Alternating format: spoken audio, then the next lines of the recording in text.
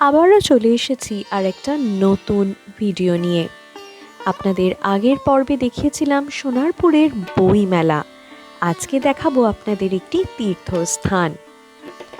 চোখ রাখুন, video skip না করে দেখুন শেষ পর্যন্ত, আর অবশ্যই সাবস্ক্রাইব করুন। আজকের দিনে যে মেট্রো রেল টালিনালার উপর দিয়ে ছুটে চলেছে, সেই নালাই এককালে ছিল ভাগীরথী নদীর একটি গুরুত্বপূর্ণ শাখা।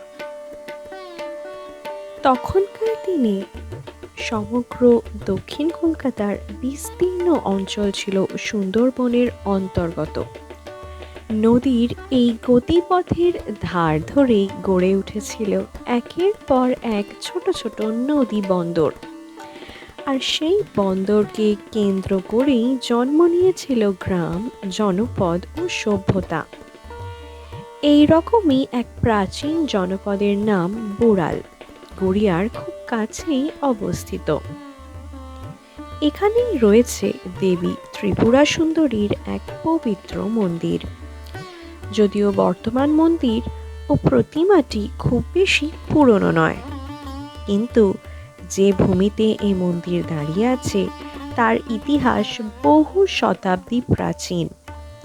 মন্দির খোলার সময় সকাল 5টা থেকে, আর মন্দির খোলা থাকে রাত 8টা পর্যন্ত। এই ইতিহাসে যাওয়ার আগে একটু জেনে নেওয়া যাক দেবী ত্রিপুরা সুন্দরীকে। আদ্যাশক্তি মহামায়ার 10টি মহারূপকে বলা হয় দশ মহাবিদ্যা। এই 10 মহাবিদ্যার তৃতীয় দেবী নাম ষোড়শী। তিনি নামান্তরে পরিচিত ত্রিপুরা সুন্দরী নামে। স্বর্গ, মর্ত ও পাতাল এই 3 পুরের অধিষ্ঠাত্রী দেবী তিনি। তার ভৈরব হলেন শ্রী শ্রী পঞ্চানন দেব। বর্তমান মন্দিরটি 2014 সালে সংস্কার করা হলেও এই দেবীপীঠের ইতিহাস অনেকটাই পুরনো এবং গভীরভাবে জড়িয়ে রয়েছে বোড়াল গ্রামের ইতিহাসের সঙ্গে, যা যুগের পর যুগ ধরে লোককথা ও কিংবদন্তির আকারে বেঁচে আছে। ইতিহাস আমাদের নিয়ে যায় পাল ও সেন যুগে। একসময় এই দেবীর মন্দিরের পূর্ব সীমা দিয়ে প্রবাহিত হতো আদি গঙ্গা ভাগীরথী, আর মন্দিরটি অবস্থিত ছিল নদীর পশ্চিম তীরে। তাম্রলিপ্ত বন্দরগামী রাজা ও বণিকরা এই বোড়ালে নেমে দেবী ত্রিপুরা সুন্দরীর পীঠে এসে পুজো দিতেন এবং রাত্রি যাপন করতেন। সেন বংশের এক রাজা মন্দির সংলগ্ন প্রায় 42.5 বিঘা জমি জুড়ে একটি বিশাল পুকুর কাটান, যা আজ পরিচিত সেন দিঘি নামে। কিন্তু সময়ের সঙ্গে সঙ্গে মগ ও জলদস্যুর আক্রমণ আর ভাগীরথীর শাখা নদী শুকিয়ে যাওয়ার ফলে এই সমৃদ্ধ জনপদ ধীরে ধীরে লুপ্ত হতে থাকে। মন্দিরও পড়ে যায় অবহেলায়, পরিণত হয় ধ্বংসস্তূপে। পরবর্তীকালে সপ্তদশ শতাব্দীর শেষের দিকে পূর্ববঙ্গের ধনী জমিদার জগদীশ ঘোষ এই মন্দিরের সংস্কার করেন এবং বোড়াল গ্রামের আবার উন্নতি ঘটান।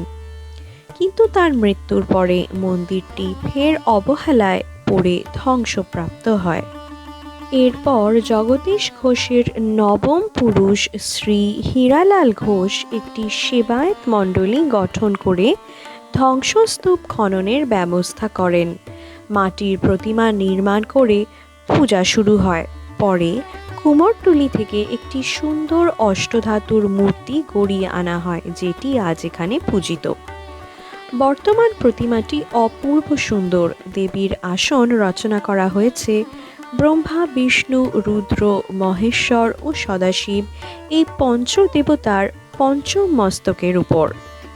আজকের দিনে গড়িয়া বাজার থেকে যে অটো বোড়ালের দিকে যায়, সেটি আপনাকে নামিয়ে দেবে বোড়াল হাই স্কুলের সামনে। সেখান থেকে পাশের রাস্তা ধরে প্রায় 1 কিলোমিটার হেঁটে গেলেই চোখে পড়বে এই ত্রিপুরা সুন্দরী মন্দির। আজকের ভিডিওটা কেমন লাগলো কমেন্ট সেকশনে অবশ্যই জানান। ভিডিওটা ভালো লাগলে শেয়ার করুন, লাইক করুন, আর এই চ্যানেলটি অবশ্যই সাবস্ক্রাইব করুন। আমাদের চ্যানেল সাবস্ক্রাইব করুন, চোখ রাখুন, দেখতে থাকুন। শীঘ্রই ফিরে আসব নতুন আর এক ভিডিও নিয়ে।